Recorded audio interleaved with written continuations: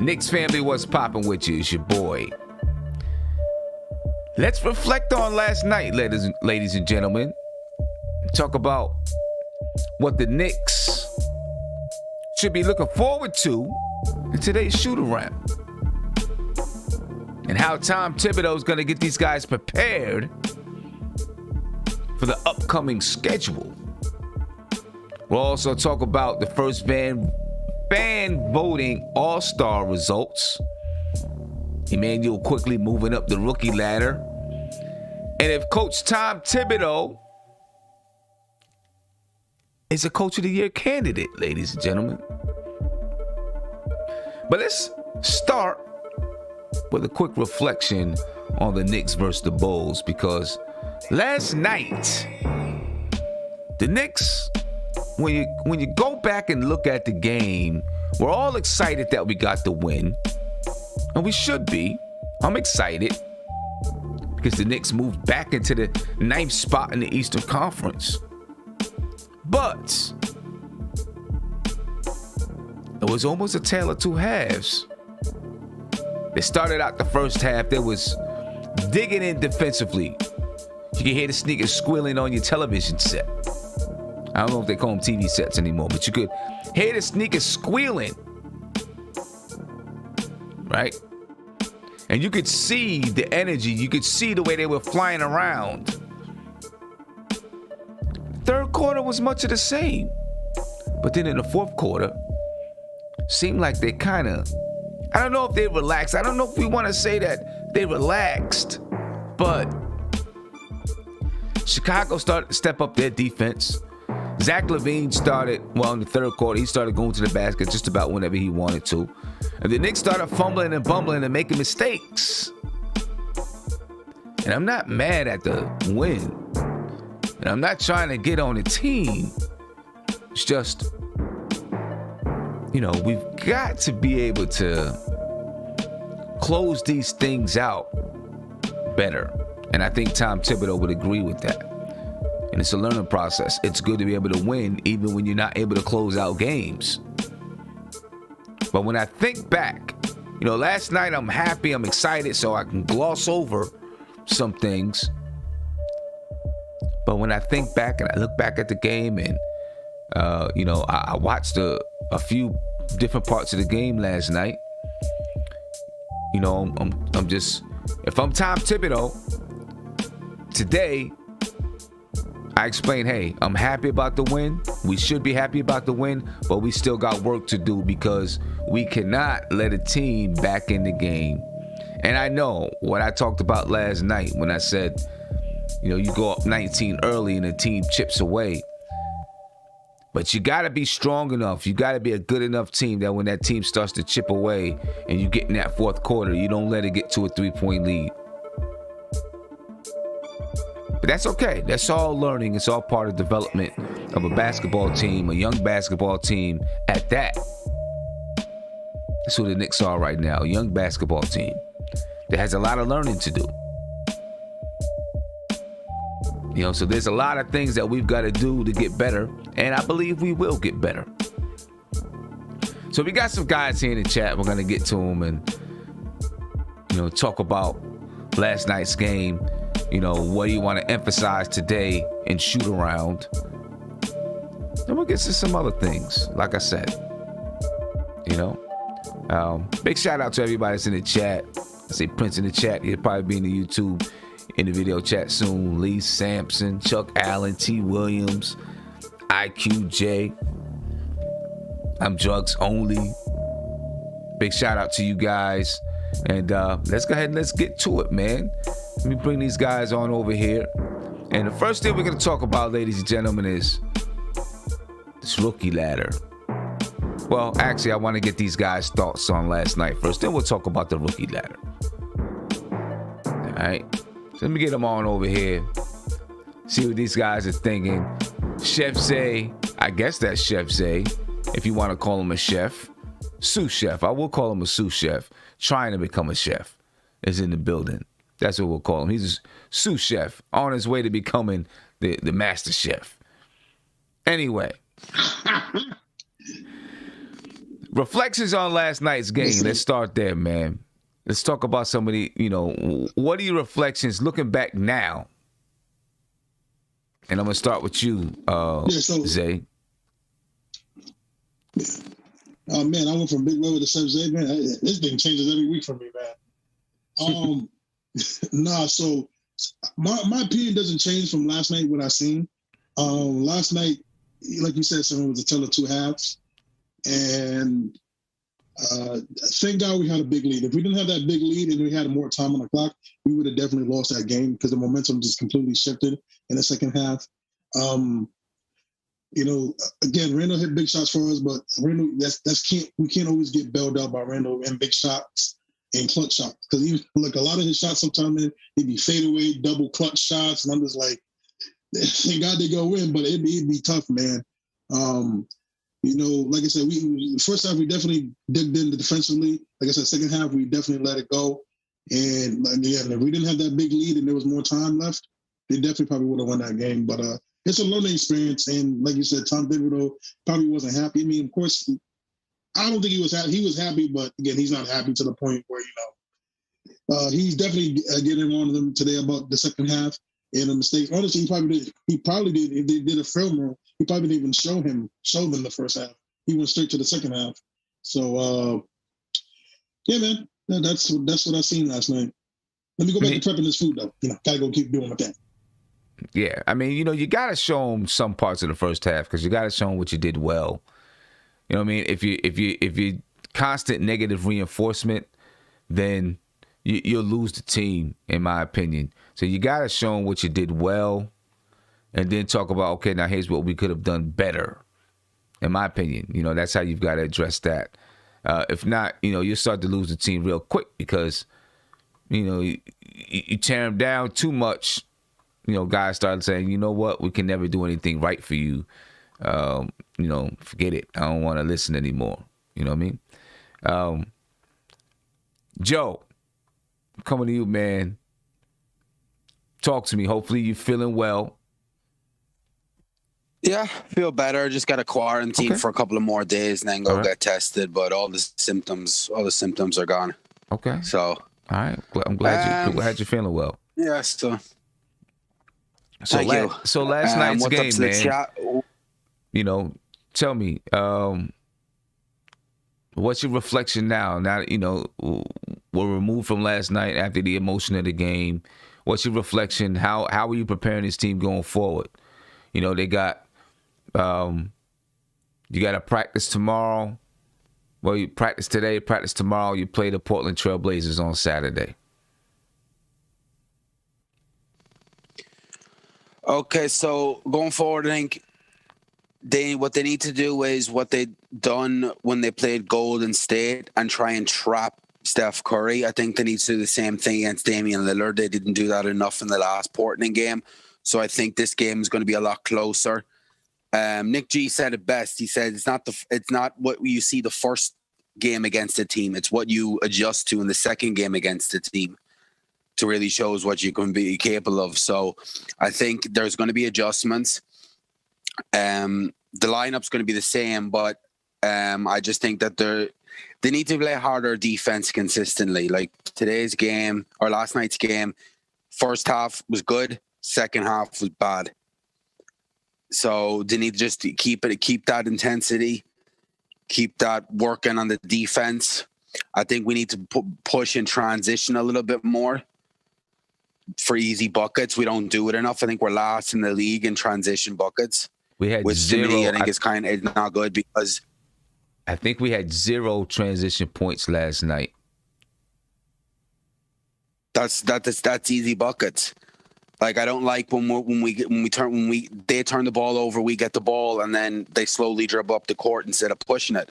Like as I always say about Mitch, and I think that's why Mitch might be getting frustrated is that Mitch is a rim runner that doesn't rim run anymore because he's not doing a defensive block, and then the transition is slow where he's not getting up the court, getting into the middle for an alley-oop or easy buckets like he has been for first 2 years. This year, it's just too slow. We have guys that need to run, like Obi needs to run. Knox, I think, needs to run when he plays.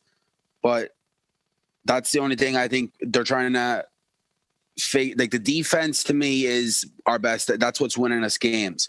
But our offense, we need to pick up the pace. Because you can't play, like, I know he likes the half-court offense, but you should be able to do both. You should be able to, when you transition, instead of slowing the game down, take the easy buckets, because we need buckets. We're a team that plays well on defense but isn't very good on offense. And I think that's something he needs to adjust to, because he has guys that can run. Well, I mean, do we, though? And the reason why I asked that is because in the second unit, we have some guys that can run. Quickly can get up the floor. Obi should be able to run. Mitch should be able to run, right? But you got to have guards that can run if you're going to run the ball. If you're going to push the ball, you got to have guards that can do it. And my question with this team is, are we too mistake prone to play at a faster pace? Right? I'm not saying playing at a faster pace. I'm just saying is on the break. When if they miss a shot and we have a chance to get up the court quick, they should be able to do it. Like, every NBA player should be able to run at least a little bit to get up and down the court.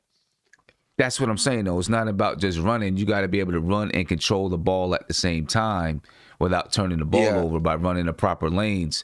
And I mean, if you look last night in the first quarter, we were moving very fast and trying to get up the floor very fast. Julius Randle, for one, it's like he had a bunch of energy in that first quarter. He was really popping. He was going, but there were a lot of times it looked like he was just helter-skelter. Like one time he traveled because he ran up the floor. He did the Quickley move where he faked like he was gonna, do a handoff, and then he went to the basket, went under the basket, jumped in the air, was gonna pass it to one person, decided to pass it to another person, and landed before he made the pass, and he got called for a travel. Right? And he was just going too fast for himself. I just don't know if this team can go that fast and play basketball at the same time. We have a few players that can. I don't know if everybody can go that fast and play efficient basketball at the same time right now. You know what I mean? And I feel like that's part of the reason why Tom Thibodeau hasn't playing at a slower pace, because he doesn't want this team to be frantic and out of control. You know what I mean? And turning the basketball over. Last night, I think the Knicks had 20 something turnovers last night. They tried to play at a little bit of a faster pace. They had 17 turnovers last night. A team that normally averages about 12 or 13 turnovers. They had 17 last night. They had a high number of those turnovers in the second half, though. A lot of them were in the fourth quarter, like Austin Rivers inbounding, Reggie Bullock or Alec Burke trying to pass behind his back. Stuff like that. That's where I have a problem. It's like easy. You're giving easy turnovers. Like, to me, it looked like last night that they were trying to give the Bulls the game, but they didn't. Especially in that late end of the fourth quarter. My problem with him, guys should be able to run a little bit in transition. Like, if you've like Mitch running up the court, and I've seen it a couple of times, Mitch running up the court, Peyton will look him off and just slowly dribble it up. You have Mitch is very good in transition, and I think that's maybe one of the reasons why he's frustrated, because he can get a block or get a rebound, and he can get up the court. We've seen it last year a lot with Peyton alley-oops and passing into Mitch in transition. This year we're not doing it. Like, Peyton has the ability to push up the court a little bit faster. I know he's not a fast break point guard, but he has the ability to push the ball. See, that's where I think you're wrong. He actually is a fast break point guard. He played that way in other systems where he, would get the ball up the court faster. I think Thibodeau is not looking at this team, at least that first unit, to really fast break as much. He said as much in the beginning of the season, in preseason, where he was like, our younger guys, we want them to push the ball, move the ball, and really play fast. This older group, the veterans, he's looking at something a little bit different with the way that they play basketball. I really do feel if this team really tries to push the ball in that manner, you're going to see more turnovers and even more missed shots. They already missed shots, just playing in a half-court set when they're getting wide open threes. I think you'll see that shot percentage go down a little bit more. I just don't think that they are built. The first unit is built to push the ball in that manner. Now, where I think you can get your fast break points, I think this team needs to do a better job of getting deflections. We don't get many deflections. Yeah, possibly. Right? So we got to hit those passing lanes so we get deflections and create turnovers that lead to the fast break. We create some turnovers, but those turnovers don't always lead to a fast break. We cause the team to travel, make them run out of the shot clock, step out of bounds, whatever it is. Well, we got to take the ball out of bounds. We've got to do a better job of getting our hands in the passing lane and creating steals so that we can get out and run when we're getting steals. I think that's the way that we can get out and get some more easy buckets by letting our defense create that offense. And from time to time, you're going to get some long rebounds and be able to run. You'll be able to push it. But I don't see this team. They don't run the lanes very well, right? That's one thing you got to be able to do when you're playing. If you're going to try to push that pace, you got to run the lanes very well. And I don't see that they run the lanes well. But I get it. I understand what you're saying. I just think we got to go about creating that quicker offense in a different manner, right? Not just by getting the ball off the glass and pushing it when this team, because they're getting back. I think this team in particular has to do it by creating steals, getting deflections, and then going the other way. I think that's the way that we can get some more early offense from this team. I just don't think that they're built to push it in that manner.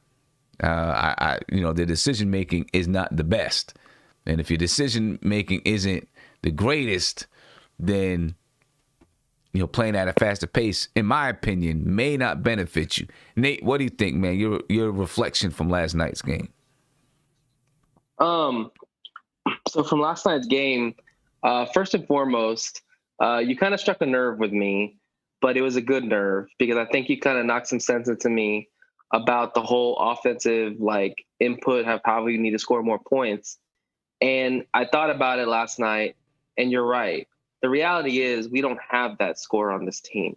And no matter if even if our players bump up their scoring averages, it's not really going to matter a huge difference. We need another scorer on this team. And that person, sorry about that, that person is not on this team. And so I'm going to stop blaming that as an issue or stop using that as an issue until we get another score on this team. So I'll complain more about the defense. That's going to be me going forward. All right. Because you're right. You're absolutely right. We need another score on this team. And it's like trying to rearrange chairs on the Titanic. You have what you have. And reality is none of those guys are going to be anything big as far as a game changer. We need to have another player on this team to bring in more an infuse of talent. Right. So, and we probably won't get that until, if we get it at all this season, off season. We may not even get it. We may not into the off season. But anything from last night's game that you would take away and say, okay, this is where we really need to focus as we're moving into these next set of games. We play Portland on Saturday, and then we got Miami. We play Portland Saturday. We turn right around and play Miami, and then we go to Miami. So what would you focus on right now in a shoot-around scenario with the Knicks? In a shoot-around scenario, I would focus on guarding the three. I've noticed a lot of these Knicks games, the teams have just missed the shots. They've had some good looks. Now, there's times that we've contested their shot too, but I've seen way too many times where the team just missed a shot.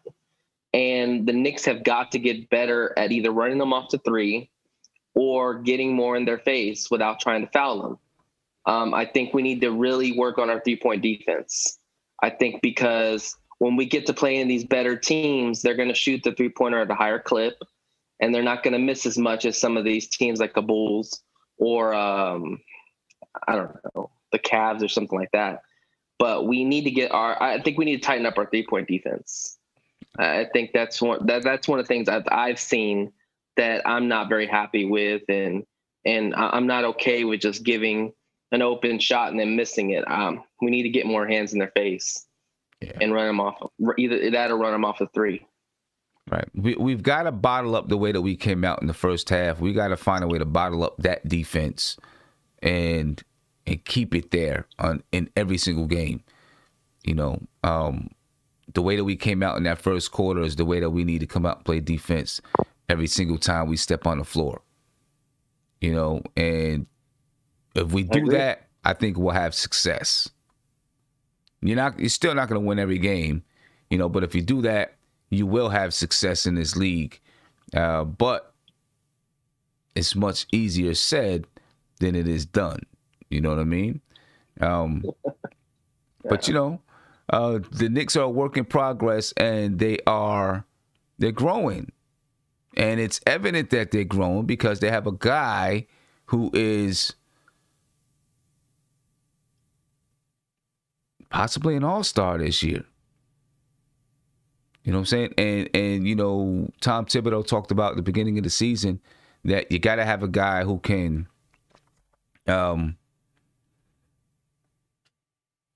you know, ways that you get an all-star or a superstar is you can trade for one, you can sign one,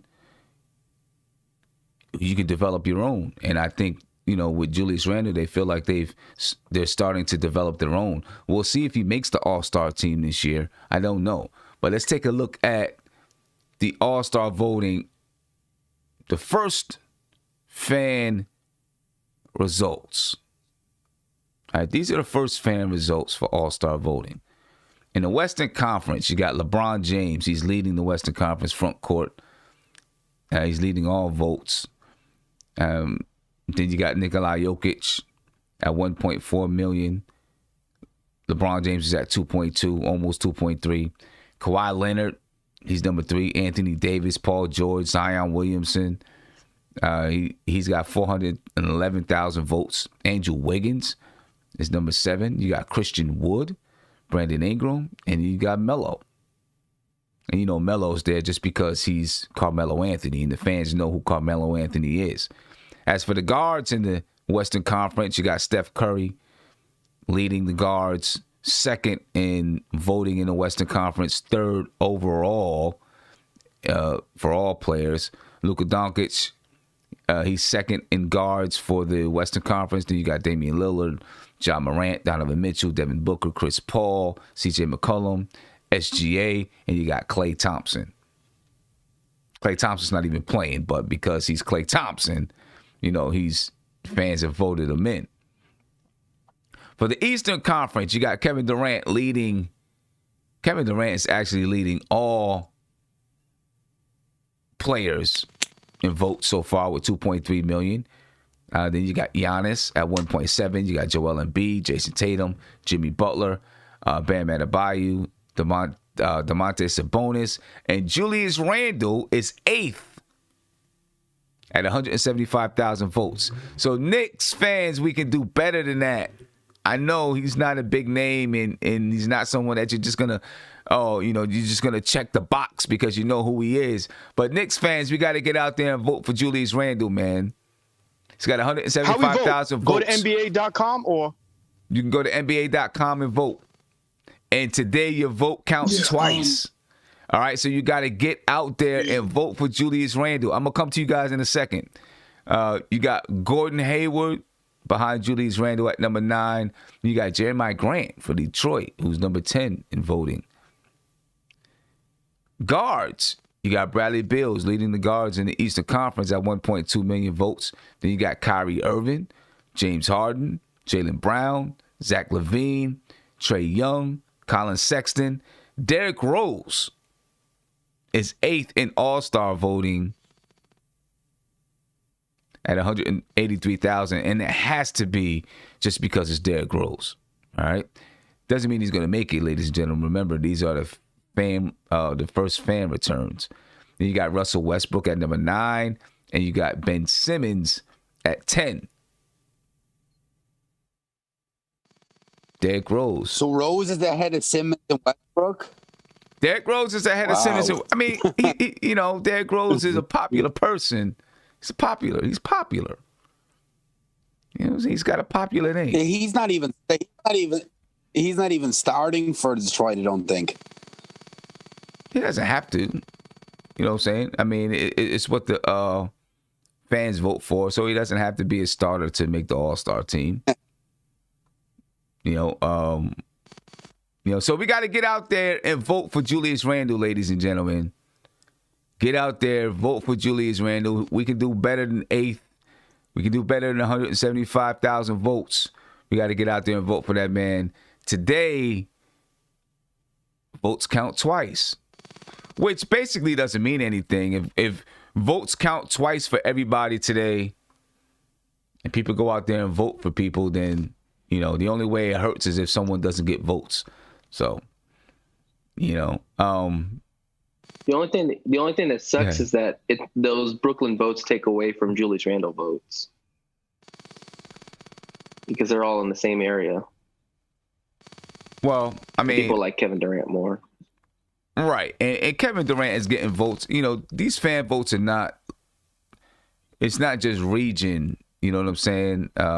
It's not like only people from New York are voting for Julius Randle or voting for Kevin Durant. These are votes from all across the country. So Kevin Durant is just more popular than Julius Randle, and Julius Randle is not going to be, he's probably never going to be that popular. He just doesn't have that popular feel. But we can do better than 175,000 votes. Can I say one thing? Yeah, go ahead. Can I say one thing before you finish? I'm sorry. And Nate, everybody, I'm sorry. Yo, Joe, I'm glad to see you looking better. But yo, you think last season you would have been saying this, everybody go out there and vote for Julius Randle? I don't think I would have been. No. Knicks. I would have been. Hey, just get a guy out, get our guy on there. You know what I'm saying? I always listen. All throughout the summer, everybody was smacking him, and I was like, "Yo, I think Julius Randle is a good player." And I always felt like this season you have was been consistent about that. I will give you that. Yep, I felt like this season was either going to be him and Tom Thibodeau butting heads, or it was going to be the best season of his career. One of the two. I always felt that way. You know what I mean? So how much he paying you? If Julius Randle was paying me, I wouldn't be doing this. You know what I mean? I wouldn't be doing this. Before you go though, listen everybody, we got the NBA. That's how I vote. They got the NBA.com vote. NBA.com app. Let's go through there. I literally vote every day for Julius Randle. Every day. I vote for him every day. You can't every day. It's 24 hours, you gotta wait. And then like you said, today's votes double. We can definitely do it better than the 175 or whatever he got. Come on, Knicks fans. We got a decent season. So far. He's been doing great, posting doubles. Come on now, let's get this guy. I feel like there's Knicks fans out there that'll vote Kevin Durant over Julius Randle just because it's Kevin Durant. But he's a popular player. It's Kevin Durant. I get it. That's what I'm saying. I mean, the thing is, you can vote more than one time. You can go in and you can vote for Kevin Durant, and you can go in and you can vote for Julius Randle. So it's not. It's just the fact that Kevin Durant is popular. He's leading he's leading everybody in votes at 2.3 million. He's just popular. Julius Randle, and he's playing really well. He's playing really well. And Julius Randle, there's people that see Julius Randle's name on this and be like, "Oh, he doesn't play for the Lakers anymore." I guarantee you. You know what I'm saying? That's true. That is very true. I was about to say. I forgot what I was about to say. Never mind. I literally forgot it. Sorry. How? That quick? Anyway, we'll move on. wait. What I think what he's trying to say is, it's not like you logging in where they have your information. So you could vote. You said 24 hours and then vote again tomorrow. Today counts as 2. So you can keep voting. Yeah. It's not like they log in who's voting.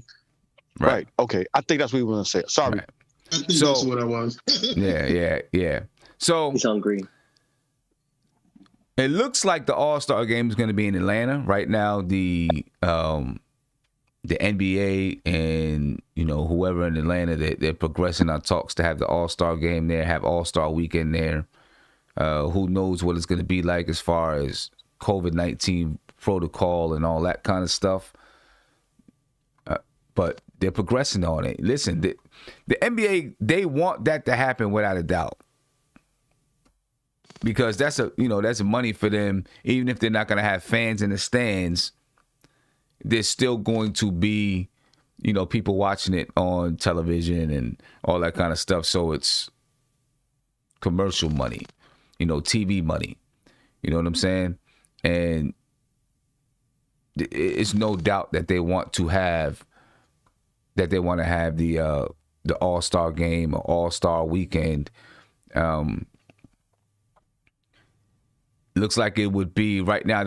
They are progressing toward an agreement. This is through Woj on a March 7th All-Star game and skills competition in Atlanta. Right now, I don't know. How do you think how is that going to go? I think it was De'Aaron Fox last night said, look at what we got to go through just to play games. What's it going to be like in Atlanta when we all got to get together and all playing one game and all be there for all these competitions and this and that. How do you feel about it, Zay? About having an all-star game or all-star events? I'm not mad about the All-Star game. I'm mad about where it's at. Why? It's in Atlanta. Atlanta's a hotbed, man. Atlanta's like, if you pay attention to Atlanta, man, that COVID, man, down there, man, they don't wear masks. They having these big parties, and you got artists that are performing in big crowds, and let's just call it a spade of space. And they're in Atlanta, so All-Star weekends, and some of these young guys, some of these players, mm-hmm. I just don't think because originally it's supposed to be in Indiana this year. Now, if this was in Indiana, let's be frank. I mean, there ain't nothing to do in Indiana. It's nothing too crazy. But you in Atlanta. Like, this is the black capital of USA. So it's like, I'm just worried because, like De'Aaron Fox said, it's hard. It's struggling just to get games out. And you talking about going to Atlanta where literally every joint, there's a strip club right there. There's a strip club right there. There's girls gonna be there. There's gonna be a lot of these guys. A lot of these guys are from the South, so their families are gonna be there. And it's just, again, Atlanta is just if Atlanta is just a hotbed of COVID where these people just don't care. They're like wearing masks. They're not wearing masks and not social distancing, and it's like this is like zero lockdown over there. So I don't have a problem with the All-Star game and the competition. I'm just more worried about that it's in Atlanta versus the All-Star game. Now, if it was in Indiana, I think it would go off without a hitch for the most part. But in Atlanta, man, I'm just, it's going to be tough. Where else should they have it? Why don't they have it in Tampa? They seem to be having success. The Super Bowl is about to be in Tampa. Yeah, I mean, they should have it. Listen, if they could do it in Florida like they did, I don't get why they don't do it in Florida or why they just don't do it in Indiana. I don't know why they don't do it in one of those locations where it's like, it's not really a hotbed to do anything else but play ball. Go back to Orlando. At least there's no. They should just go back to Orlando then. Because, at least in Orlando, they can be in a little bubble for a couple of days and, take care of it that way. Because in Atlanta, yeah, I mean, there could be some trouble going to Atlanta, man. There could definitely be some trouble going to Atlanta. Listen, man. We all know Atlanta is. We all know. And you think the NBA players? Come on, dog. Everybody's gonna be out. Everybody's gonna be out there, and it's just not gonna be good, man. Not for the players. Not for the players. It won't be good. Yeah, I mean, listen, we know it's all about the money. You know, we know that. That's the whole purpose of why they're going to have. That's the whole purpose of having the All-Star game and All-Star weekend is about making money, right? That's what it's all about. We will see how that works out. But according to Woj, they are, progressing towards having the All-Star game and All-Star weekend there. And, you know, we'll see what it's going to be like once they get it there. What? So you know the happiest person that's pushing this? Who? James Harden. James Harden gonna be the happiest. James Harden gonna be the happiest dude to go to Atlanta. He's gonna be the happiest one. And the Brooklyn Nets might not be because he might come back. You know, he might come back and not be able to play. You know what I'm saying? We'll see. Him and Lou Will, man. Him and Lou Will. We will see. We will see. We will see. Let's talk about Immanuel Quickly. Immanuel Quickly is moving up the rookie ladder, ladies and gentlemen. And, you know, big shout out to him for moving up the rookie ladder. And, Zay, I don't know, you know, you keep popping on the screen, off the screen. You know what I'm saying? You know, you gotta make up your mind what you're gonna do, man, because you're messing up the show. You gotta make up your mind what you're gonna do. Like, just be on the screen, bro. Just be on the screen. Get a background or something. Be on the screen. You know what I mean? But Immanuel Quickly is moving up the rookie ladder. Right now, Immanuel Quickly is, I believe he is 5th on the rookie ladder. If we take a look at the rookie ladder, you see LaMelo Ball is number 1. And LaMelo Ball right now, you know, he's averaging 12.2 points per game, 5.9 rebounds per game, 6.1 assists per game. Since the last rookie ladder, he's averaging 16.3 points, 5 rebounds, and 7 assists. Second on the rookie ladder is Tyrese Halliburton. He's averaging 10 points per game, 3.8 rebounds per game, and 5.4 assists per game. And since the last rookie ladder, he's been averaging 8 points per game, 6.5 rebounds, and 7.5 assists. I think, you know, what people really like about Tyrese Halliburton is the veteran-like savvy that he brings to the floor. That's what I liked about him coming out of college. I was like, you know, this kid, you know, he has something. You know, he's got. I always felt he had like the just smart player, understands the game. He did little things that you don't see other players do. That's what really made me like that kid coming out of college. Let me see. Number 3 is James Wiseman. He's averaging 12.2 points per game, 6.1 rebounds, just under 1 assist a game. Since the last rookie ladder, he's averaging 13.7 points, 7 rebounds, and 1 assist. Number 3 is Anthony Edwards. He's averaging 13.5 points, 3 rebounds, and 1.9 assists. Since the last rookie ladder, he's at 19 points per game, 4 rebounds per game, and 2.8 assists. And then we got Immanuel Quickly. He's number 5 on the rookie ladder. He's averaging 12.6 points per game, 2.4 rebounds per game, 2.8 assists per game. And since the last rookie ladder, he's averaging 18 points, 4.5 rebounds, and 3.5 assists. There's no doubt about it that this guy is the steal of the draft. Drafted at number 25. And as long as he continuously gets minutes, which he will, he may have nights like last night where, you know, defensively he wasn't actually getting it or he wasn't hitting, and, you know, he only had 13 minutes. He still had 9 points in those 13 minutes, but Immanuel Quickly is going to continue to rise on his rookie ladder. Right. Then the next 5 after Quickly, you got Cole Anthony, Isaac Okoro, Precious Achiuwa, Desmond Bane, and you got Isaiah Stewart. But yes, ladies and gentlemen, Immanuel Quickly. Let's talk to the guys, man. Nate, Can and will Immanuel Quickly, can he get up there? Can he get closer to number one and really fight for this Rookie of the Year honors? Talk to me about it. I think he can. I think he can. If his scoring continues, he has those games where he scores like 20 to 30 points a game. I think he can, because out of all the players that you've mentioned before him, maybe with the exception of Edwards, everybody else is not really much of a scorer. Halliburton maybe. I mean, I don't know if Halliburton can score at the clip that Quickley can, but Edwards can for sure. Wiseman's hurt. Ball's not a scorer.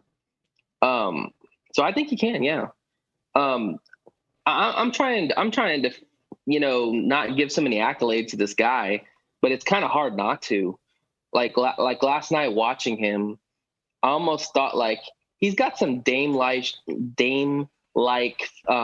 features, because like if you remember watching that game when the Knicks were really struggling offensively and the Bulls were making their run, he hit a 3 in the game and it kind of stopped the run a little bit and kind of got the Knicks back on track on the offensive end.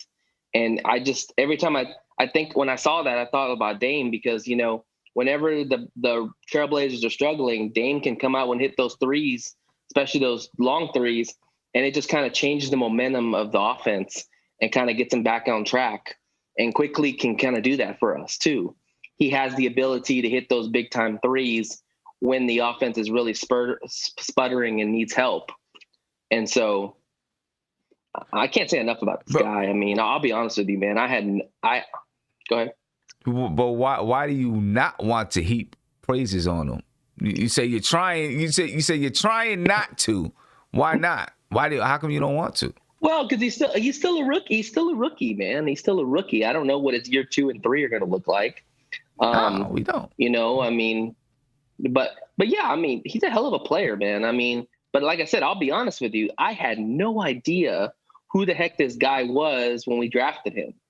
I mean, other than maybe seeing one little tape of him at Kentucky, I had no idea who this dude was. Me either. So, I mean, this guy has completely come out of nowhere and shocked me. And then on top of that, just the respect that he gets from good players about him, that tells me a lot about how they really emulate or they really like his game and think that this guy has got a lot of good staying power in the NBA. Yeah. The only thing that I would say about some of the players, they're just like fans, right?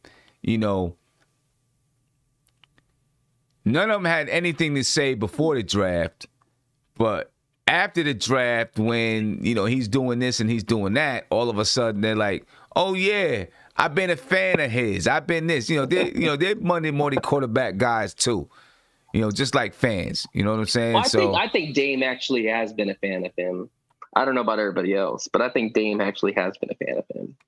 I mean, maybe not. Now, Damian Lillard would probably look, because Damian Lillard was an underrated guy or, overlooked guy. He came in with a chip on his shoulder. Mm-hmm. He can relate to the feeling that Quickley might have, but some of these guys, they're just riding the bandwagon. Go ahead, Isaiah. Yeah. I love it. There's like, man, I've been watching Quickley since middle school. You know what I'm saying? Right. I'm not even joking. Someone said like, oh yeah, I remember Quickley. I remember he was in the AAU circuit. I'm like, man, listen, he wasn't talking about this joker. Now, they probably have seen him on the AAU circuit, and seen what he can do on the AAU circuit. But no, man. Listen, man, the kid is promising, man. I love what Quickley's doing. Again, what the funny thing I was thinking about while you were talking to him? I'm like, yo, we really finessed who was it, the Jazz or the Thunder? Because we traded it was the Timberwolves, because we traded for that no name dude and got another pick in the second round, because I forgot how that went, how we got Quickley, but I remember we picked that European dude. Everybody was like, who is this dude? Right. And then we traded him, for the 25th pick, and we got somebody else. But Borey, I bet you the Thunder kicking themselves in the butt, not picking Quickley or keeping Quickley. But hey, man, I'm happy about the kid, man. He has so much potential, man. He really reminds me of CJ McCollum a lot. I don't know why. It's CJ McCollum for me. I think he really has that style of play. He's a combo guard like CJ McCollum. He's a scorer like CJ McCollum. They're kind of both kind of. I think when CJ came in, he was a little skinny. He filled in, but he was a little skinny too. So definitely a skilled player. Really excited for him. I think. Oh, this is rookie. I don't want to put the ceiling on him yet, but we definitely got a really strong guard playing backcourt coming up with Quickley and RJ, man. I mean, listen, you got two guys right now. I mean, RJ can give you 20 every night, but this kid, man, he can literally give you that 16, 17, 18, 20. And if he really is in the zone, he can give you that 30. And that's dangerous to have at a kid that's only 21 years old. And you got him on a very, very great first round deal. So there's nothing more you can say. I think he can definitely reach that number 2 spot, 1 spot. Only thing that's really killing him is the LaMelo Ball hype, which the hype is real. Let's not take anything LaMelo away Ball, from yeah, LaMelo Ball. That kid, he hoops, man. LaMelo Ball is nice. Listen, yeah, that boy, and it's great. I listen. I still wanted him. Still want him. I love LaMelo Ball because I knew it wasn't just hype with him. This kid can really play, man. But yes, I think he can definitely do it. I think I'm almost certain he will be on first team all rookie. Oh, I'm yeah, almost certain. I think so, without a doubt. Yeah, there's no doubt to me he's going to be first team all rookie. And let me say it, man. And we've been talking about it. Listen, Quickley been so good that he's been saving Obi Toppin's butt. He's been saving Obi Toppin's butt about getting killed because Lord have mercy, Obi Toppin would be getting murdered. Yeah, it'd be rough. It would be rough for him, especially if there were fans in the stands. You know, I don't think he wouldn't be getting booed or anything like that. So, you know, that he'd be all right there. But I don't know if Obi would be getting murdered. It'd be the Knicks, not really Obi. It would be like, yo, the Knicks. It would be more Knicks. But I mean, again, Obi will be fine though. I have no doubt, especially if we get a point guard that runs pick and roll in here. Maybe most likely next year. I think Obi will be completely fine. But listen, man, quickly, man, that dude is the truth. Seriously. Yeah. Last thing I want to bring up before someone sent a super chat about a trade scenario I want to ask you guys about. And Chop, whenever you want to get in, man, you just let me know. Coach Tibbs, is he a Coach of the Year candidate? So far this season, is he a Coach of the Year candidate? I mean, I think he has to be considered a Coach of the Year candidate so far this season. You know, the Knicks in their first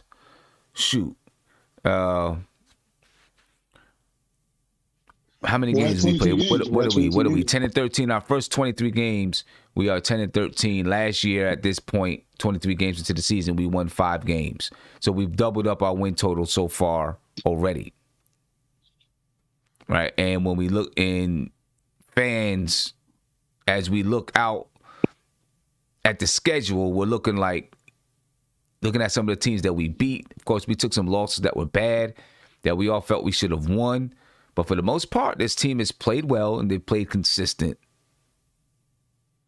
Maybe I shouldn't say consistent. They've been up and down, but they've done some consistent things like play defense, play with energy. You've had some games where they haven't played with energy or they look sluggish. But for the most part, they've been a consistently defensive team that plays with energy. And it's been a total turnaround from last season. Their approach, the way that they think about the games. Of course, Julius Randle. Isaiah, Coach of the Year candidate for Thibodeau? There's no doubt. 100%. I know we kill him about we kill him about a lot of things, but I mean, for this guy to come in here, and these last like 3 or 4 coaches that have been horrible. I mean, let's just go back to the coaches that we had since Coach Richards been gone, Tim. We've had what's the dude from the Lakers name? Jesus Christ, what's the dude from the Lakers name? I don't know who you're talking about. But we had he used to play for the Lakers. He was the white guy. I'm trying to remember. Jesus Christ, he wear the goggles. I don't know. Oh, well, go ahead. Go ahead. But so we had Derek Fisher, Jeff Hornacek, and David Fisdale. Jesus Christ. All were horrible. Especially David Fisdale was the worst. I think in my whole time watching the Knicks and understanding basketball, David Fisdale was absolutely the worst coach. And just to see where the team has come from, to see that we are playing hard. We're not playing consistent yet, but we're playing hard. He has these guys I believe they believed in. And just how he has RJ playing, how he has Randall playing, even if for Payton's playing a little bit better. But we have an identity. We're a defensive team that's gonna work hard and to have us. We're going places. We have a direction. We finally have a direction. We have a guy that wants to be here. We have a guy that's gonna play hard. How many times in last year David Fields was just smiling? We getting blown out the water, smiling. Now we got a coach in here that literally, we got a 12-point lead. They shoot a 3, timeout, yells in their face, and no, we're not allowing this. We got a coach, man. We finally got a coach. So there's no doubt in my mind from where the Knicks were and how the Knicks were a complete laughing stock, a complete joke. Nobody took it seriously. We were the LOL Knicks. Nothing we did right to where we have stability and we have somebody that's going to be there. No, he's one of the coaches. He's one of the candidates. He has to be. Yeah, he's definitely got to be a candidate. And I see some people in the YouTube chat saying no, because he makes fans sick and stuff like that. It's not about the fans, to be honest with you. I mean, it's about the fans because they want the fans to like the team.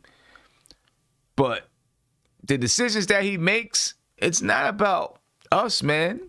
It's about what he thinks is best for the team, whether or not we like it. And clearly, it's working better than it did last year. That's clear. The same roster, pretty much. With a lot of the same players. And look at this though. But hold up. We talk about the same roster pretty much. And people talk about players we had last year. Wayne Ellington is shooting 50% from 3. Bobby Portis is having a big year in Milwaukee. He's giving him 11 points, 7 rebounds a game, shooting a high percentage from 3. All guys that we said we got to throw them away and get them out of here. Both of them. Guys that we said we got to throw them away, get them out of here. Detroit's not a better team, but he's actually starting in Detroit at the shooting guard spot. And Bobby Portis is giving the same output on a better team. And also, here's one more thing, right? People are saying no, right? But at the end of the day, this isn't Tom Thibodeau's team. This is what he was inherited. This is what he got. This isn't, this isn't his players that he wants. This isn't his ideal team that he wants yet. This is literally the first year, and we're saying no to 10 and 13? It's so funny, son. Do people remember how miserable we used to come on your show and how I to this day still don't know how you did it? Well, the Knicks lost again. Let's talk about it. Do people not remember that shit? Do people not remember Mark breaking his door? He breaks his door all the time. But do you not remember this, how depressed we were talking about the Knicks and how they stunk versus and now we're complaining about them missing a defensive segment. Do people not see the difference? Yeah. Complaining about the whole team sucking.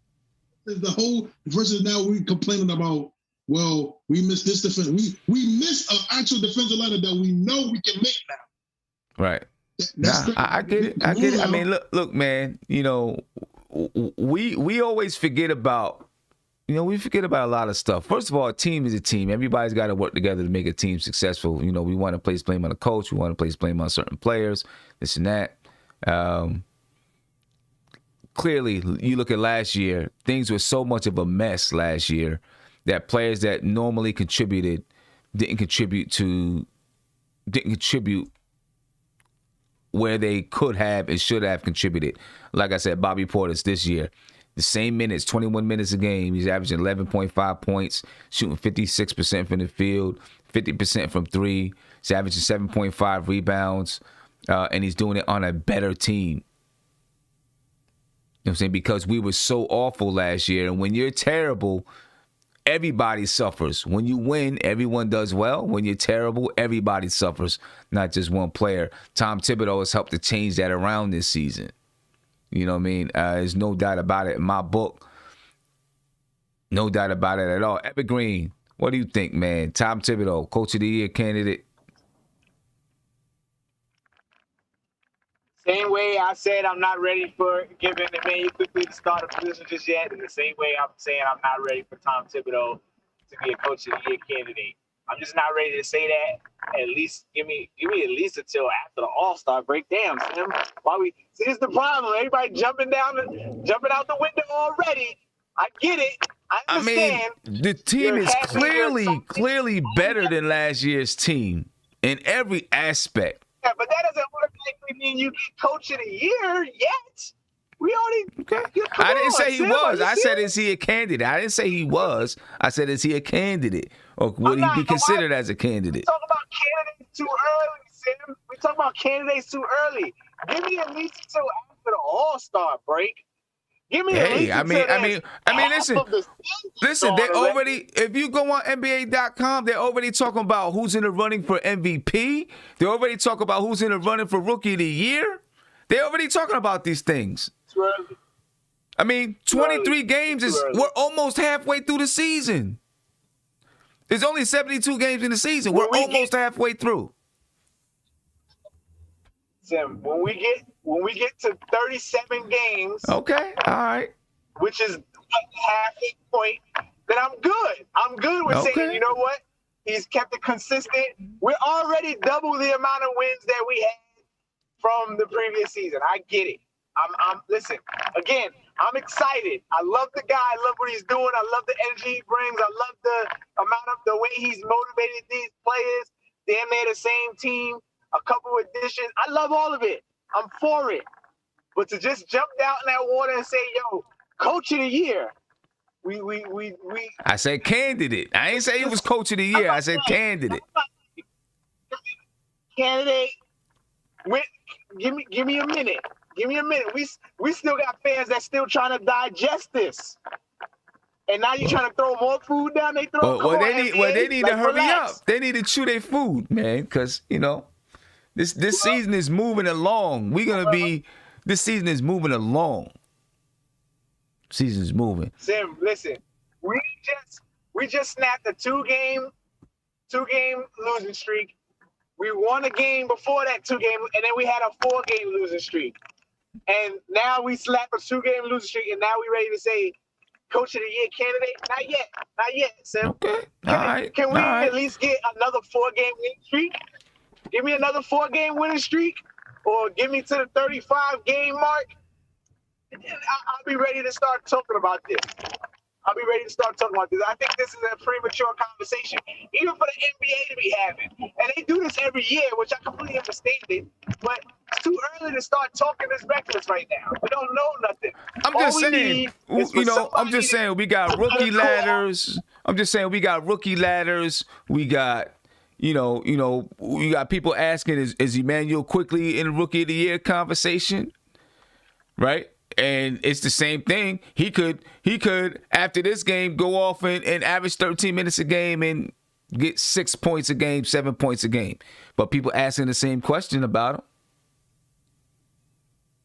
Listen, I just think it's premature to be asking these type of questions. So is it premature to ask about Immanuel Quickly being in a Rookie of the Year conversation? I mean, I would say so too. Give me at least until half of the season. The difference between Coach of the Year stats, and Rookie of the Year stats is that coaches move on a regular basis, right? So when a rookie is playing, you can track his individual stats throughout the entire year. You can't track a stat of a coach. You can track the wins and losses. That says the coach, yeah, but if you track the wins and losses, does that automatically mean if a new coach goes to if a coach that was on a team last season, if that's the case, then right off the bat, the coach of the year right now should automatically go to what's the name for Philly? But I'm saying, but you can compare it over the last 2 seasons at 23 games. And I didn't say he was coach of the year. I just said over the last 2 seasons for the New York Knicks, they've won 4 or 5 games at this point. And already out of any kind of playoff conversation, looked terrible, didn't have anything going, and you already knew they're done at 23 games. The last 2 seasons. I mean, that's a stat that you can, without really having a huge roster change. You got the same starting 5 from last season, for the most part, at least up until the end of the end of the season. You had this starting 5. You know, I think the problem with calling coach of the year is that you automatically, when you look at any other stat of rookie of the year, MVP of the year, you're only tracking what's going on from that season. Coach of the year is the only award that we're using the season previously to qualify what's going on with this season now. Okay, so I mean, people talk about most improved player. People say if Julius Randle don't win All-Star game, he'll definitely be in the running for most improved player. People already saying that. That's based on the previous year. Yeah, but coach of the year isn't the most improved coach of the year. No, but I'm saying that's based on the previous year, though, right? Most improved is based on the previous year. Fair enough. Yes, but that's very specific. Coach of the year is not saying what coach improved the most from the last season. Because if that's the case, then we should automatically say coach of the year goes to the team, the coach with the highest record, right? That would make sense to me. Coach of the year goes to the coach with the team that has the best record. And right now you're looking at not always, because that team it's not always that way. Did that coach help the team to improve? If you won 20 games one year and you won 45 games the next year, that coach is probably going to be in coach of the year candidate. You know what I'm saying? I mean, that's how you can identify who is coach of the year. Now, if you have a team that won 50 games and then all of a sudden they won 65 and they won the championship, that coach might be in a coach of the year candidate. Listen, I understand how they qualify it. I just don't agree with it. Evergreen, can you hear me, Evergreen? I got you. I hear you. Listen, Evergreen, I got so much love for you, brother. Thank you for serving our country. I appreciate you. Hardworking black man, but you are goddamn wrong. I'm sorry, brother. Yeah, listen, man, you can't. Evergreen, do you remember last year? Serious right now? Are you going to disrespect me like that, bro? How you just gave me one of the best compliments you could give, and then you going to disrespect me by asking about the last year? I had to give you all the compliments first before you did it. No, but so Evergreen, man, look, right, bro. All right, think about it like for the last 2 years. The Knicks season was already over. We were talking about who we gonna draft, who we gonna be at in the lottery. Sim used to be like, man, I can't even talk about. Sim used to be like, I can't even talk about the lottery yet. It's January. We can't even talk about the players yet. We used to get excited to watch the tournament so we could see who he's gonna pick. Already in January, the season was already over, bro. But for now, we're actually in the position to compete. We're actually in a position to fight for the 7th or 8th seed in the NBA in the season with this team, with really no point guard. Come on now, bro. Listen, we're not talking about him being. He's not going to be coach of the year unless he gets the Knicks to like the top 5. He'll be coach of the year. But for him to be, he's a candidate for sure. Look how he has his team playing. We're playing defense. Well, like I said before, we're complaining now about us missing defensive rotations.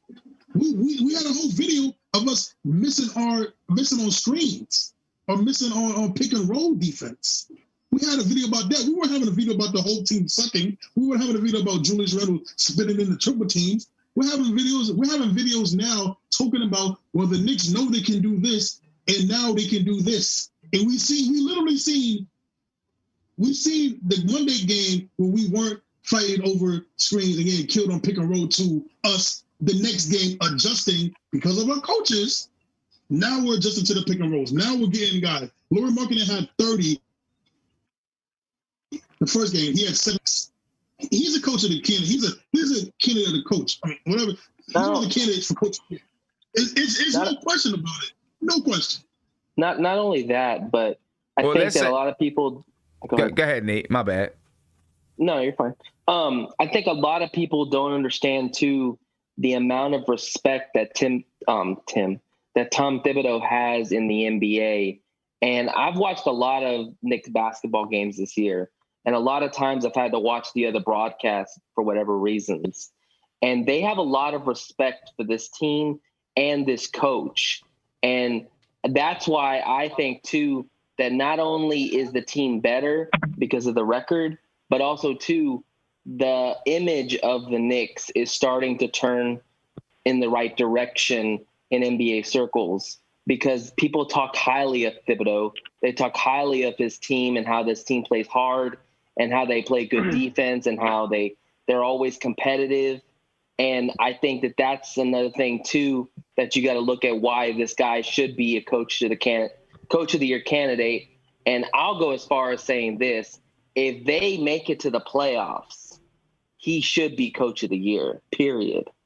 Go ahead, Prince. I'm one to say that I think I need to see more. A lot of this success, definitely him putting in the system, him getting Julius to change his some of his ways or see the basketball court in a different way. You got to give him respect for that. You got to give him respect for his pedigree as far as his coaching philosophy, what he wanted to bring into the Knicks regime. Got to give him respect for that. I would definitely say he should be a coach of the year candidate. Do I think that he should win it? No, not so fast, my friend. I still believe there's areas that we would have to see not a drastic change, but I would have to see a little bit more growth because again, him putting veterans to work, that's really not, to me, I wouldn't say you are the coach of the year. Changing the Knicks organization around, yeah, that gives you points for coach of the year, but not just now. Again, if we can push into the playoffs, he can develop Frank, Knox, and some of these guys that were written off, then I would say, okay, that's a coach. He's doing more than just implementing X's and O's. He's actually developing guys, making everyone that he's touched better. So again, Randall's game has changed. I don't think Tom Thibodeau himself has changed Randall's game because, again, what we've seen was Randall going to the offseason, come in a lot more healthier as far as being in shape and just ready to, take on the role of being the leader of a team. So, again, I think the verdict is still out on if Tom Thibodeau should win it. Should he be a candidate? Yes, I do believe he deserves to be a candidate because what he has done so far. If he can get us, if we're a 500 team at the end of the season, still kudos, give him kudos.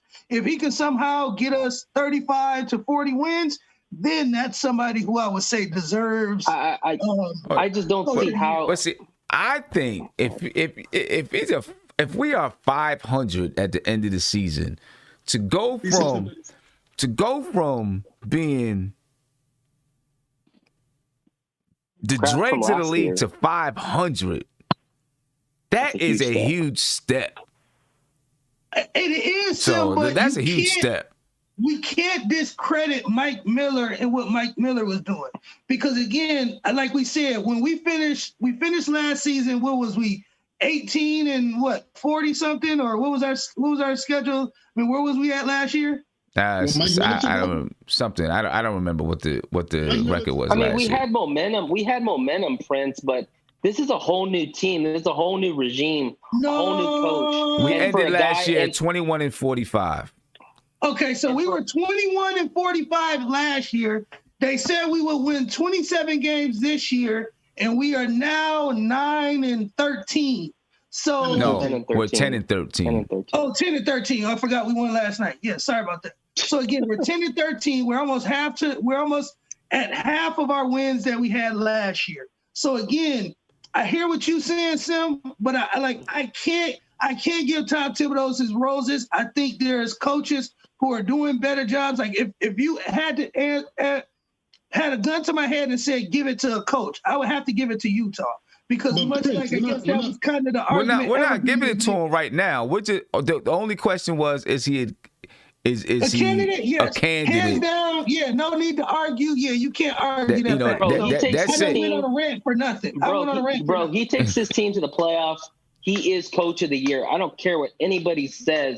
For him to take that big of a leap in his first year, I don't know who else could do that kind of job. Well, if that's the case, we should have kept Mike Miller, because Mike Miller could have got us into the bubble last year. Like Nate, we would have been in the bubble. Like you said, we had momentum on our side. If we would have eked out another eight games out of that 22 game stretch, we're in the playoffs. You know what I'm saying? We're in the bubble. But I don't know if we beat some of these teams with Mike Miller like we did with Ted. Now that's a different discussion. I'm just talking about wins and losses. Would Mike Miller be able to coach to the standards of Tom Thibodeau? Heck no. So the only thing I wanted to add in there, and Isaiah, I don't know if it's those headphones or what, but it's a little bit scratchy. It's almost like you're not even talking through the headphones a little bit. The only thing I wanted to add in there, Prince, and then I'm gonna come to this phone call, is I think Tom Thibodeau does have a big impact on the way that Julius Randle is playing because of the positions that he's putting him in on the floor. So for him to be successful, I think he's putting him in good spots to allow him to be successful. He still has to pay attention to that when he's in the post. You've seen the Bulls do it both games, sending someone along the baseline to double team, and he's not seeing or recognizing when that person is coming. But let me get to this phone call. Caller, you live. What's poppin'? Hey, thanks, gents. I called in. I always call in whenever you guys are talking about my boy Thibodeau. I called in the day he was hired. And I just want to, the expectations at that time with all the guests was, hey, they're not going to make the playoffs this year. They might not even make the playoffs in the second year, but maybe by the third year. We were trying to be realistic here. Here at the Knicks right now, they might be a playoff team, they might be a play-in team, and you can't tell me that if they get into the playoffs and they're facing, let's say, the Pacers or the Celtics or the Hawks or something, that we're not going to be confident. We're going to be confident. I mean, I think the elephant in the room here is R.J. Barrett, who is the highest draft pick the Knicks have had since Patrick Ewing. Last year, it was an unknown if he was going to be a bust or not. And I think we could all confidently say right now that he is going to have a very, very good career, if not a great career. And Tom Thibodeau is a big reason for that. For solidifying that as a fact. So we're all focusing in on Randall and IQ, but the R.J. Barrett, in my opinion, I think that's been the most pleasant surprise that I feel like we could all take a deep breath now and we could go, okay, we got a player. We got a player at R.J. Barrett. Maybe we move Randall down the line. Maybe IQ is not the, maybe he's not the point guard of the future. Maybe he's just, going to be a complimentary guard. Who knows? But R.J. Barrett is the big answer. Tom Thibodeau, he's created a total defensive, intensity. They smacked the Bucks around. They smacked the Celtics around. They beat the Jazz, which I think have the #1 record in the Western Conference right now. They beat the Warriors on the road. They played the Clippers to a standstill. They played the Blazers to a standstill. I mean, this team's going to be popping when the fans are back in MSG. Mm-hmm. And they got 2 first-round picks coming up this year. They got the Mavs pick in 2 years as well. They got all this cap space. And, yeah, obviously, I would love it if Kevin Knox, turned out to be something. I would love it if Frank turned out to be something. But you know what? We knew that this was going to happen. We knew that not everybody that was drafted by the previous regime was going to turn out to be a player, that there was going to be some fool's gold in there, and not all of them would survive that gauntlet of Tom Thibodeau. I'm happy that R.J. Barrett has proven that he will. I'm happy that Julius Randle. I mean, if we drafted Julius Randle, let's say, Matt, just hypothetically speaking, let's say we drafted Julius Randle a couple of years ago in the first round, we'd all be ecstatic right now. We'd be like, hey, this is our franchise power forward. He's better than Porzingis. Who's thinking about Porzingis anymore? Right. So then you got Mitchell Robinson, who I think he's kind of on that cusp. Is he going to be the center of the future? We'll see. I think he will be. I think we got 4 of our long-term starters potentially. And we still got all this cap room. We got all these picks, and we got the right head coach. So yeah, I think we're 2 years ahead of schedule in the Tom Thibodeau era. Yeah. I'll let you respond. Yeah, no, I agree with you with everything that you said. I think we have something real positive brewing, and Tom Thibodeau. Last year, when they were in the coaching search, I was looking at Kenny Atkinson. I was at Kenny Atkinson and then Tom Thibodeau. It's very clear to me now that Tom Thibodeau was the perfect guy for the situation. And he's not going to do everything perfect. I think fans sometimes expect that people are just going to be straight up perfect. He's not going to do everything perfect. There's going to be games where he makes mistakes, maybe makes a bad substitution, has bad rotations, or misses a substitution that he should have made, or whatever it is. That's going to happen to every single coach that ever coached the basketball game. There's no two ways around it. Yeah, he did that the other day against the Clippers. I thought he kept R.J. Barrett on the bench too long in the fourth quarter. Nobody's perfect, like you said, but overall, he's changed the culture. He's changed the climate. He's changed the perception of the Knicks. I personally think that they're going to finish. I mean, if they finish 30-36, which is 6 games below 500 this year, I would consider that a success. Not a. I know that's kind of setting the bar low. I think they're going to be better than that. I think they'll be better than that. I think that they're going to get into the play-in. I think that they'll be at least a 10th seed. I mean, you just got on the fly. And they're gonna play some meaningful games at the end of the year, and that's gonna create positive momentum into the next year, into the off season, and hopefully the Mavs continue to do bad, and we get some good first round picks coming in, and we could get something with maybe we trade off some of these young pieces that aren't going to fit the play. Look, I would love it if Kevin Knox was playing instead of Reggie Bullock. I would love it if Frank was playing instead of Peyton, because I want to see how these guys do. But look, he's trying to win now, and they're not cutting the mustard, so it is what it is, But as long as RJ is doing well, as long as Randall's basically a totally different player, I'm not thinking about Porzingis anymore. I'm not thinking about what if. I'm a happy man. I'm looking forward to this team. Yeah, I feel you, man. Hey, I appreciate your call. Great call, man. I appreciate it. Thanks a lot. Later. Yeah, I agree with everything that he was saying, man. The Knicks are on a really good, they're on an upward swing, and it's a lot of it is due to Tibbs, and a lot of it is due to, of course, the front office and the things that they're doing. And, the front office, they set us up to be successful in the future as well. You know what I mean? Isaiah, you was about to say something? No, I really like what that guy was. He was spot on with everything that he was talking about. That sounds like Tom Thibodeau's agent. That's my name for him, Tom Thibodeau's agent. But no, everything he said, man, it probably was, man. But nah, he was 100% with everything he said, man. Just to see what his team is, and like you said, if we could go 30-36, I can't see a Knicks fan complain about that. Well, we won't go 30-36 because that's only 66 games. We'll be 30-42. So if we play 72 games in the season. We play 72 games in the season, right? So if he was saying 6 games below 500, that would mean we would have to be, I don't know. 30. It'd be 30. No, 30. Oh my God. 32 whatever. and 40. 32 and 40. 32 and 40 or 33 and 39. There you go. That's 6 games below we wouldn't 500. we wouldn't be able to be 6 games. I mean, we could. Yeah, I mean, Yeah, so 33 again, and 39. You can't complain. You can't complain about that, man. So I'm excited. But one more thing, son. There's 300 people in this chat. We only have 115 likes. Hey, it's some cats who be stalking, man. I think it's some cats who be stalking out here, man. We know you be stalking, but listen, y'all, it's 300 people in here. Let's get this to at least give us a like since you up here stalking Sim and stuff. I mean, dang, the least y'all can do. It's his ex-girlfriends and stuff on here trying to see what he's doing in life. Listen, man.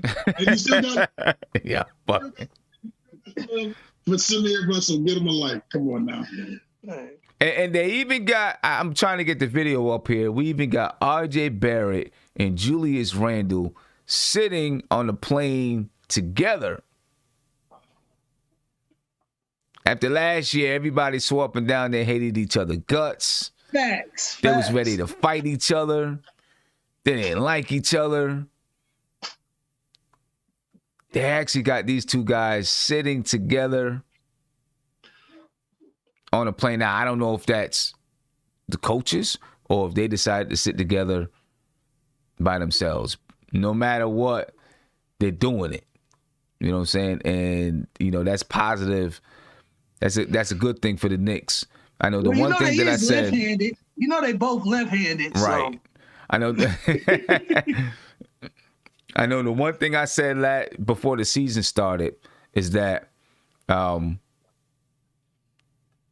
we should make sure, if I was Tom Thibodeau, I would grab Julius Randle, I would grab RJ Barrett, and I'd get them in a room together and say, hey, you guys are going to be the leader of this team. Well, if you have any issues, you got to find a way to work it out.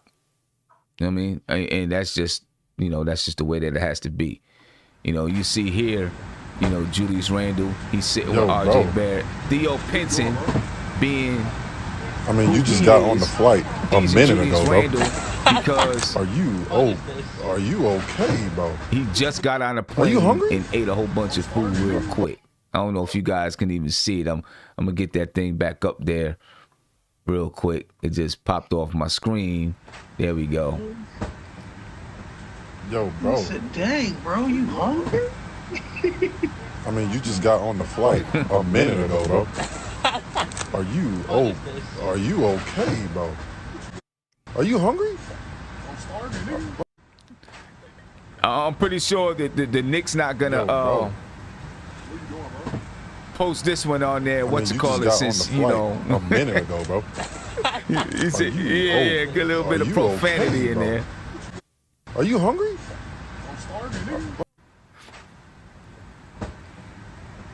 Yo, bro. I mean, you just got on the flight a minute ago, bro. Are you okay, bro? Are you hungry? That's funny. Anyway. Yo, bro. Let's finish this off, ladies and gentlemen. I mean, you just got on the flight. As you see, Julius Randle, Theo Pinson. Theo Pinson, I can see why they wanted Theo Pinson to be that guy on the bench, man. You know, even though all he does is jump around on the bench, cheer guys on and all that kind of stuff, you can see why they did it. Yeah, but, you know, a good guy, a good teammate, good guy to have around. You know, keeps a light mood in the locker room when there's a lot of pressure, you know, stuff like that, you know. So as much as, you know, we were getting on him because he shot 18% from 3 last year, I think, you know, he's probably a big part to this team. You know what I'm saying? So I want to get some final thoughts before we get out of here. You know, what's your final thoughts? Just tell me what you think about the game versus Portland. I think we can get that win. I'd like to get that win. You know what I mean? You know, the Knicks have been good, and, you know, we play a team and lose to them, coming back and winning to them. So I think this is a team that we can beat. You know, and I think we need to beat this team. You know, so give me your final thoughts. Isaiah, I'm going to come to you last because I know you want to talk to us about what we got going on. All right, so I'm going to start with Chop because I haven't heard from Chop since I see him on the screen. I might as well get the Chop.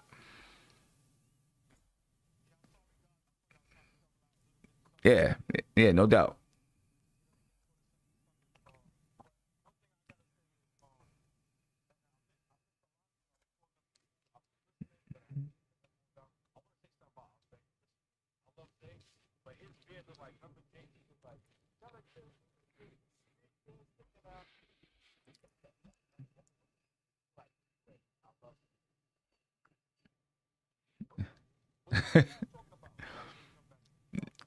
Nah, right now we getting ready to close it up. We're doing some final thoughts. You know what I'm saying? Final thoughts on anything, and you know, kind of talking a little bit about the Portland game. You know?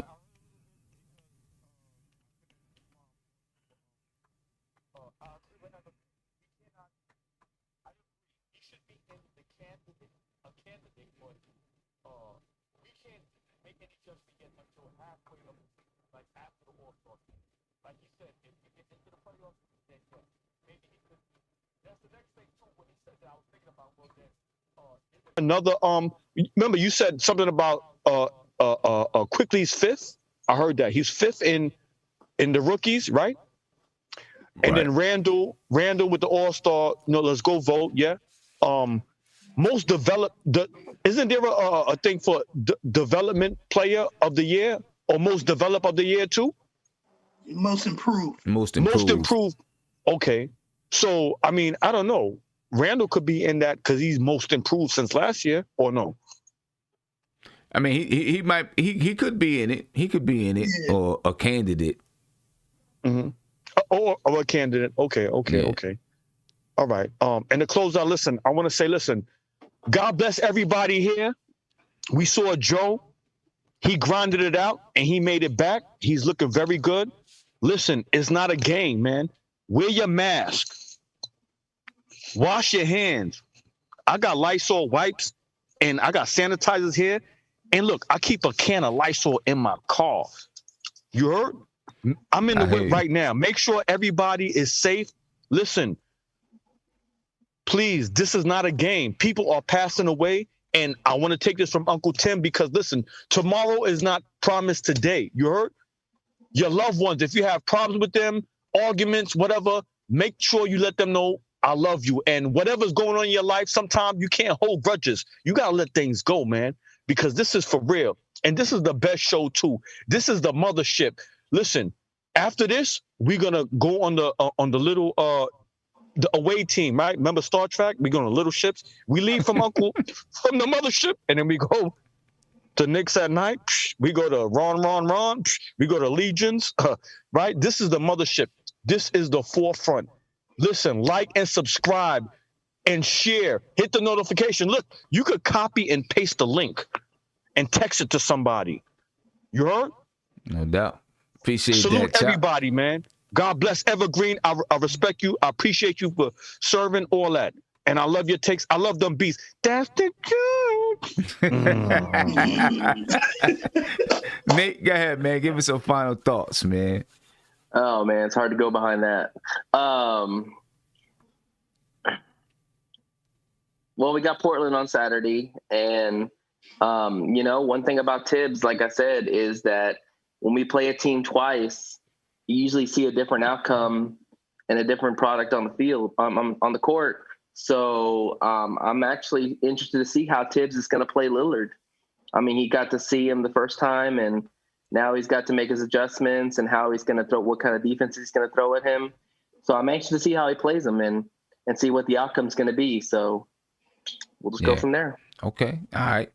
And for Prince and Evergreen, for your final thoughts, I want you to answer this question here. Big shout out to Brian Williford for the super chat. He says, Sim, do you think we should push for a trade for Victor Oladipo and PJ Tucker at the deadline? I think adding them to our core of Randall, RJ, and Mitch could be good. All right, so I'm going to start with Evergreen. How would you feel about that? Oladipo and PJ Tucker. I don't know what it would cost, and he didn't say what it would cost, but how would you just think about those players? Maybe Oladipo, but not PJ Tucker. I don't care about PJ Tucker. I would make a move for PJ. if that move requires us to, I would do it if the intent is we could drop PJ Tucker, because I don't really care too much for him. But Oladipo, I mean, I'm so far as to say is stray away from trades. Honestly, I'd rather build organically with what we have, make trades in the off season, maybe. Sign free agents in the off season. I'm not really a guy that's like trade. Like, stick with what you have and develop and work with what you have. Now, and the only reason I'm saying about Victor Oladipo is because I don't care what nobody says. RJ Barrett is better than Oladipo. He's proved it on all the games that he's played against Oladipo. He's given Oladipo buckets. So you want me to bring Oladipo in and play him over RJ, or come off the bench? He would probably start with RJ. RJ would be at the 3. So, RJ would be at the 3 while Victor Oladipo was at the 2. Again, I want RJ to play the 3. That's a position I'd rather him play. But I get it. I understand why people are enamored by Victor Oladipo. I get it. I understand. But I would much rather RJ get all of that shine. I don't too much care for it. Now, if they're saying, hey, we're gonna make this trade, I'm not ill about it. But if they're saying, oh, you guys gotta take PJ Tucker, I'm cutting PJ Tucker as soon as possible. I don't want PJ Tucker on this team. Yeah. I mean, at some point, there's going to be another scorer that comes into that starting lineup along with RJ and Randall. Right? Has to. At some point. So I don't know if it's taking RJ's shine, but at some point you're going to have to bring somebody in, because if we continue to score 101 points per game, even if you talk about the off season going into next season, whatever it is, at some point someone's going to come in and be another guy that can put up some points in that starting lineup. Let's say this. I'll take him, but I ain't giving up much to get him. Yeah, that's fair. I will take Oladipo, but I ain't giving up much to get him. You take what I offer, and it's the same thing I said with the Zach LaVine trade. You will take what I offer, or we ain't doing it, and that's where I'm at. If I put up the first ain't good enough, then we ain't doing it. Goodbye. So Houston, you want to get rid of Oladipo? Give him here, and here's what I'll give you. But if you talk about, nah, we don't want that, all right, conversation's over. That's it. First off is what I'm. And I don't even know if they're looking. I don't even know if they're looking to move Oladipo really. Prince, what do you think? I think I would first say PJ. I think PJ is serviceable. I just don't believe for us right now where we are. So I think PJ would be out of the question. Now, if this was year 2 or 3 with Tom Thibodeau and the young kids have grown and we done got a couple of vets in, and we have a team, and we just looking for somebody to shore some stuff up and maybe give us veteran minutes in other places, I could see PJ Tucker. But I don't think with this young group, no, all he's going to do is stunt the development of the other guys. So I don't think, and I don't see him helping us make a push. I could see him helping us in the finals, or, when it comes down to that, but I can't see him helping us make a push. Oladipo, I would have to pass on, because again, much to Evergreen's point, I don't believe he's, he's much better than RJ, but that's not my real point for not wanting him. I think my issue with him is I don't know if the injury actually hindered him, but as we can see, Victor Oladipo is, a shadow of what he used to be. So again, I think, if I'm putting my eggs all in any basket, it would be LaVine or Beal, preferably LaVine. But again, I think Oladipo last year before the injury would have been perfect. But I think with this group and his age and just the fact that, again, he doesn't look like he's going to get better, his prime is maybe past him with that injury, I think I would pass on Oladipo. I would hate to say it.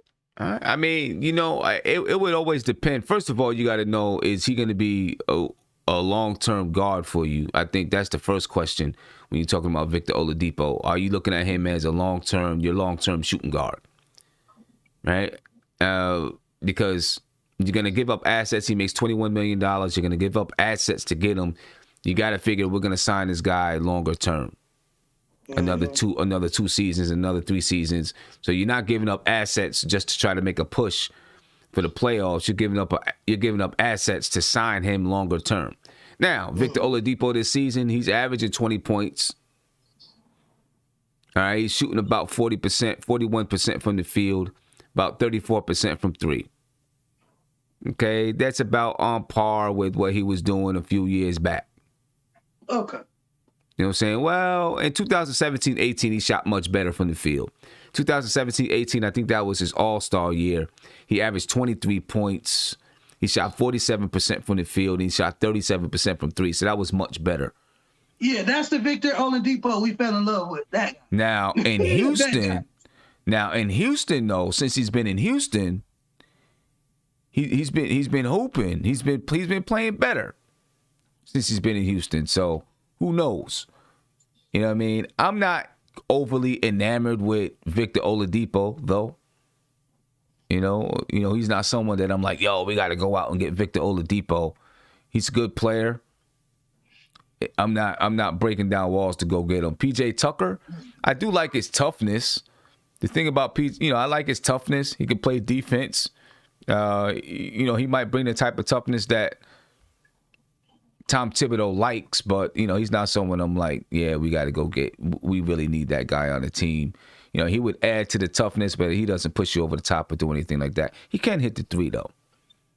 Right. So big shout out to Lawrence Mayberry for becoming a member. I appreciate you. Make sure that you check the members section on my channel. You go to the members section where you can get the link to the video chat if you want to get in that members section. So make sure you go check that because the link is there. It's always there.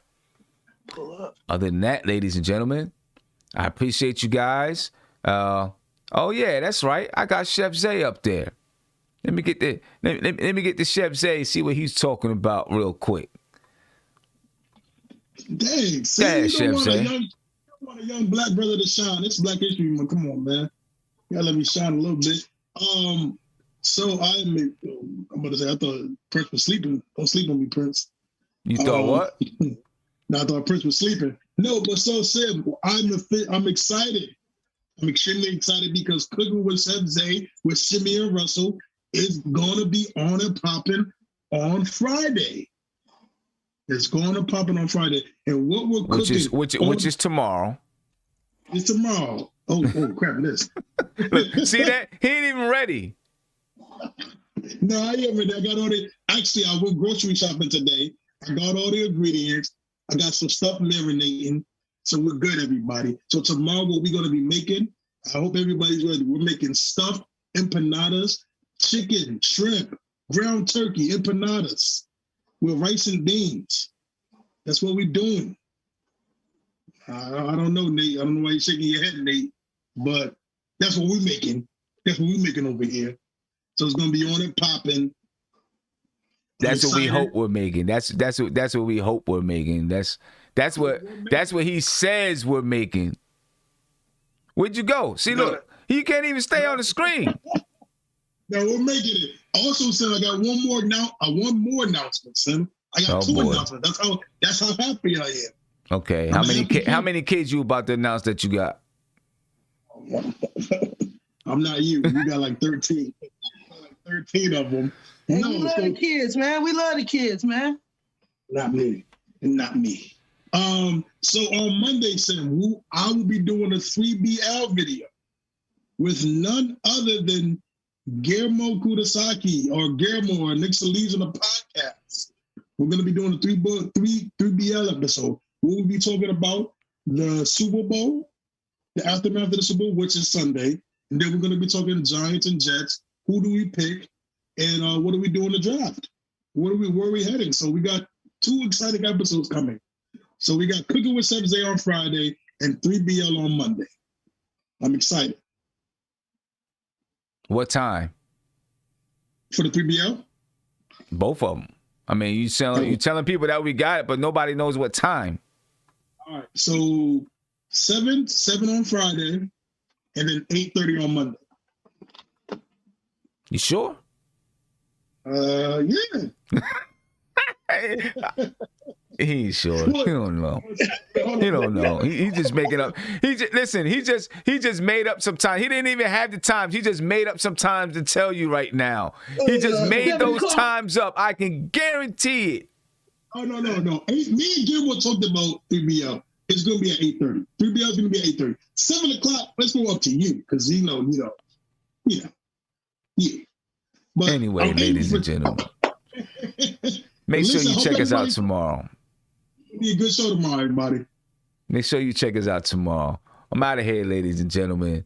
Please remember, smash that like button, subscribe to the channel, and get that MBK app on Wix. I forgot to mention it earlier. Get that MBK app on Wix. Please make sure you get it now. I'm putting it in the chat right now because as soon as we get to 1,000 followers, we're having an Obi Toppin rookie card contest. And if you are on the app, you will be entered into the contest. You got to get onto the app. You got to post in the forum, and you'll be entered to win one of 2 Obi Toppin rookie cards. All right? So make sure you get there. I'm putting it in the chat right now. And as usual, ladies and gentlemen, spread love. Get that app. I'm pinning that link to the top of the YouTube chat.